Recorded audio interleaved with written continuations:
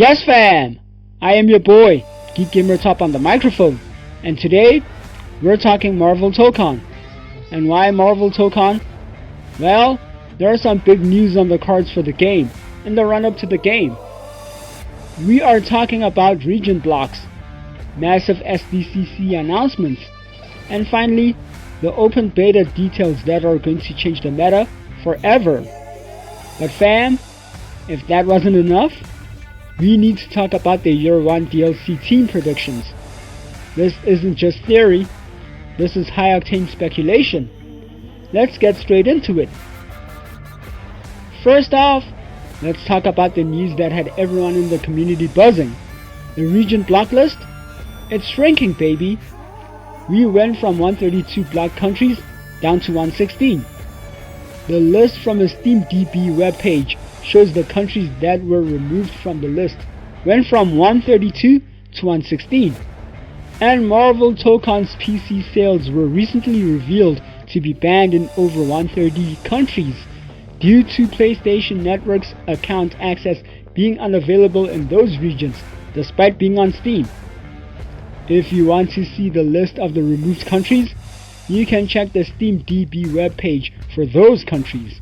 Honduras, Guyana, and still Guatemala, Bolivia, then Argentina, and Ecuador, Chile, Brazil, Costa Rica, Belize, Nicaragua, Bermuda, Bahamas, Tobago, San Juan. We're talking Armenia, Azerbaijan, Dominican Republic, Estonia, Egypt, Georgia, Kazakhstan, Lithuania. Yes fam, while we are still waiting for the full list of who got the green light and who is still on the wait list block, this is a massive step towards making Marvel Tokon truly global. It's a promising step for the game, but still, a long way to go fam. And speaking of the game being accessible, let's talk about the open beta that's coming on July 24 to 26, 2026. Yes fam, 2 effing days of pure Marvel Tokon. Platforms. Yes, it is playable on both PS5 and PC. And of course, you won't need any signups or pay to access the open beta. Yes, free to play Marvel Tokon open beta, baby. The roster. We are getting some serious firepower. Blade is officially joining the playable roster for the beta. Can you imagine the rushdown potential? How will his playstyle we saw from the Samurai Outriders trailer look like in the open beta fam? Drop your Blade playstyle in the comments below. Stages and modes. They are dropping brand new stages and game modes to test the stress limits of the netcode. If you thought the game felt fluid before, just wait until you see the new reality warping setups. What stages do y'all think will be added, fam? And will there be any favorites y'all wishlisted in the open beta? We have to talk about the San Diego Comic-Con, SDCC, and Marvel Tokon is coming to San Diego and the SDCC. According to the latest article over on eventshub.com, the Marvel Tokon panel is not just showcasing or showing any trailers. They are going deep into the lore with a dedicated showcase for Marvel Tokon, Fighting Souls. This is where they are going to show us the narrative backbone of the game, the reason why these characters are clashing in the first place. Seijan is slated to host with developers from Arc System Works and Marvel Games offering behind the scenes looks at the game's creation. But that's not all. The official description of the panel states they will also have surprise announcements for Marvel Tokon 2. Quote, step into the arena with Marvel Tokon, Fighting Souls, moderated by fighting game commentator and streamer Seijan, game producer Takeshi Nakayama, Arc System Works, localization director Amber Seitz, Arc System Works, and senior product development manager Michael Francisco, Marvel Games. take you inside the making of the game and the creation of Marvel Tokon's place in the Marvel Universe.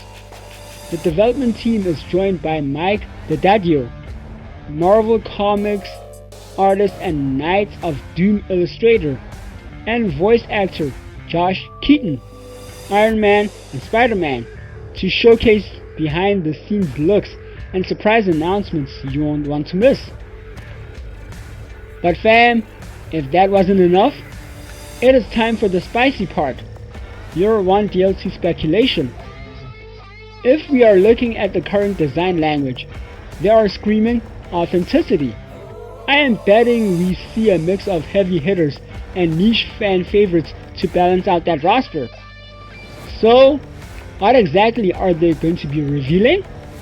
Well, the obvious answer would be the Year 1 DLC characters for the 4v4 fighting game. So we could see the new 4 fighters and stage that are going to be added to the title in the months after the launch. Since Marvel Tokon is themed around teams, it'll be interesting to learn if that pattern will carry on in the DLC too, or if things are going to be more separated. We suspect that devs are going to follow the usual route of releasing a new character every few months, but perhaps they'll drop them all together to complete said team, though we have doubts on that. Fans are also speculating we could see playable versions of the promoter and the champion as well, since they are going to be the catalyst behind Marvel Tokon's story mode too.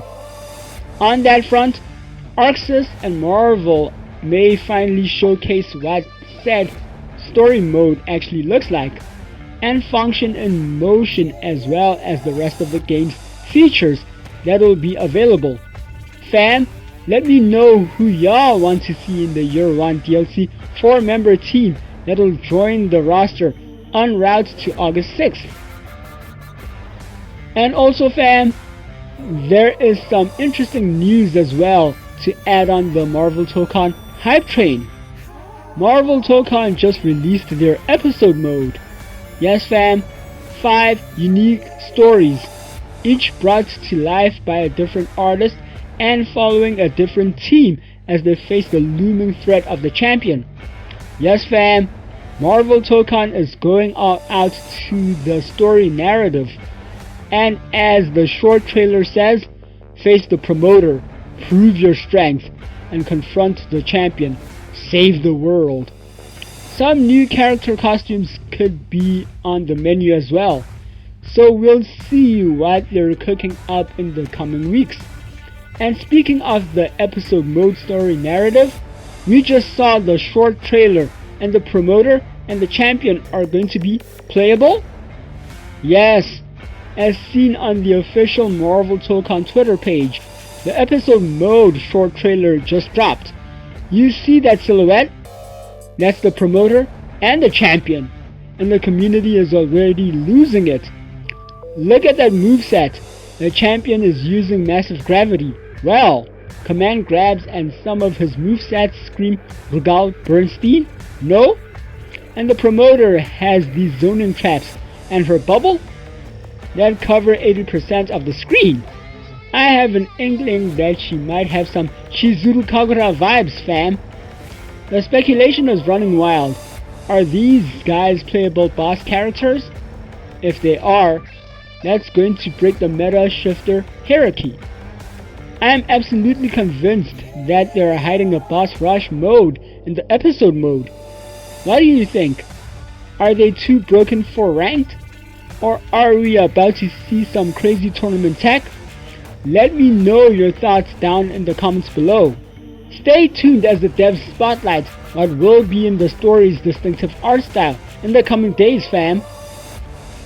So, fam, an interesting time ahead for the game coming August 6th, and the star power in this game is going to be legendary.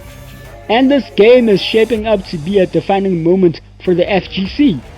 We have the beta, we have SDCC, and we have these insane boss theories. So, fam, that is it for the video, and always to like this video and share your thoughts in the comments below. So, thank you so much for watching. Hope this video has found you well, and go out and play some Marvel Tokon. I'll see y'all in the next one. Danko!